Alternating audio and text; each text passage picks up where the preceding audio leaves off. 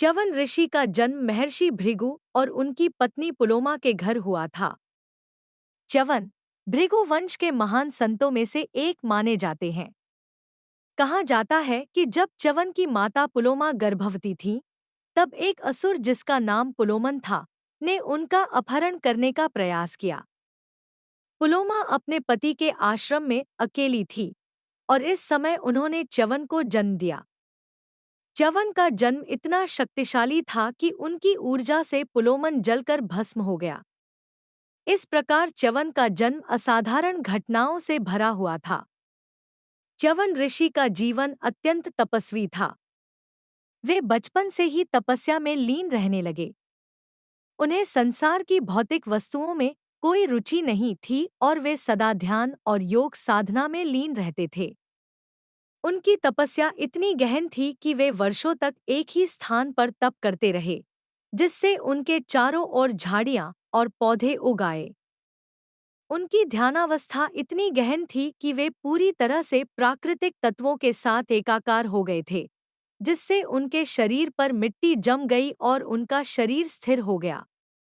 च्यवन ऋषि की तपस्या के दौरान एक दिन राजा शर्याति अपने परिवार के साथ वन में आए।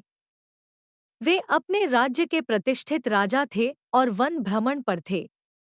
राजा की पुत्री सुकन्या वन में घूमने के दौरान महर्षि च्यवन के तपस्थल के पास पहुंची। च्यवन ऋषि ध्यानमग्न थे और उनके शरीर पर पेड़ पौधे उग गए थे, जिससे वे एक छोटे टीले की तरह प्रतीत हो रहे थे। सुकन्या ने उनकी आंखों को दो चमकते हुए जुगनुओं जैसा देखा और जिज्ञासा से उन्हें कांटे से छेद दिया। असल में वह चमक महर्षि च्यवन की आंखें थीं। जब महर्षि की आंखों में चोट पहुंची, तो उनकी तपस्या भंग हो गई और उन्हें अत्यधिक कष्ट हुआ। उनके क्रोध और दर्द का प्रभाव पूरे राज्य पर पड़ने लगा और चारों ओर विपदाएं छा गईं।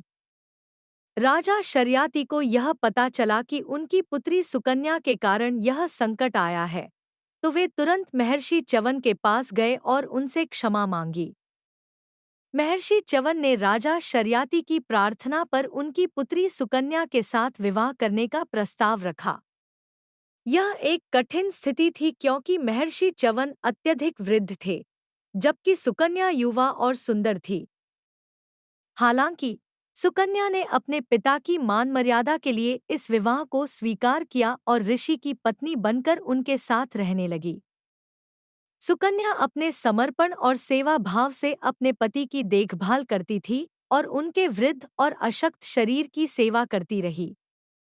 सुकन्या के समर्पण और निष्ठा ने देवताओं को प्रसन्न किया। एक दिन अश्विनी कुमार, जो देवताओं के चिकित्सक और वैद्य थे, वहां से गुजरे। उन्होंने सुकन्या को देखा और उसकी स्थिति से प्रभावित हुए। उन्होंने सुकन्या से पूछा कि क्या वे उसकी कुछ सहायता कर सकते हैं। सुकन्या ने विनम्रतापूर्वक अपने पति के लिए युवा और स्वस्थ होने का वरदान मांगा। अश्विनी कुमारों ने महर्षि च्यवन को एक विशेष औषधि स्नान का सुझाव दिया। इस औषधीय स्नान के माध्यम से महर्षि च्यवन ने अपनी वृद्धावस्था को त्याग दिया और फिर से युवा और शक्तिशाली हो गए। यह औषधि इतनी शक्तिशाली थी कि इससे न केवल उनके शरीर को बल मिला, बल्कि उन्हें अमरत्व और दीर्घायु भी प्राप्त हुई। इस औषधि का नाम च्यवनप्राश पड़ा, जो आज भी आयुर्वेद में अत्यंत महत्वपूर्ण माना जाता है। इस घटना के बाद अश्विनी कुमारों को देवताओं द्वारा सोमरस प्राप्त करने का अधिकार नहीं था, क्योंकि वे वैद्य थे और देवताओं के भोजन में उनकी जगह नहीं थी। महर्षि च्यवन ने अश्विनी कुमारों के लिए देवताओं से यह आग्रह किया कि वे उन्हें भी सोमरस ग्रहण करने का अधिकार दें। इंद्र, जो देवताओं के राजा थे, इसका विरोध कर रहे थे, लेकिन महर्षि च्यवन की तपस्या और शक्ति के आगे उन्हें झुकना पड़ा। अंततः अश्विनी कुमारों को देवताओं के साथ सोमरस पीने का अधिकार प्राप्त हुआ। महर्षि च्यवन ने आयुर्वेद में बहुत महत्वपूर्ण योगदान दिया।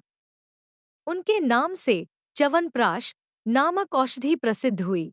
जिसे शरीर की रोग प्रतिरोधक क्षमता बढ़ाने और दीर्घायु प्रदान करने के लिए उपयोग किया जाता है। यह औषधि एक रसायन है जिसे आज भी बहुत से लोग सेवन करते हैं। आयुर्वेद के चिकित्सक इसे स्वास्थ्यवर्धक और शरीर को युवा बनाए रखने के लिए प्रमुख औषधियों में मानते हैं। महर्षि च्यवन की कथा तपस्या, सेवा, समर्पण और चिकित्सा विज्ञान की शक्ति को दर्शाती है। यह कथा हमें यह सिखाती है कि समर्पण और निष्ठा के बल पर किसी भी कठिनाई को पार किया जा सकता है। सुकन्या का अपने वृद्ध पति के प्रति समर्पण और सेवा भाव उनकी इस कहानी का केंद्रीय संदेश है। साथ ही अश्विनी कुमारों के माध्यम से चिकित्सा विज्ञान का महत्व और मानव जीवन में औषधियों की शक्ति भी इस कथा का महत्वपूर्ण हिस्सा है। महर्षि च्यवन की कथा आज भी भारतीय संस्कृति में सम्मान और प्रेरणा का स्रोत है, जो हमें जीवन के गहरे और आध्यात्मिक आयामों से जोड़ती है।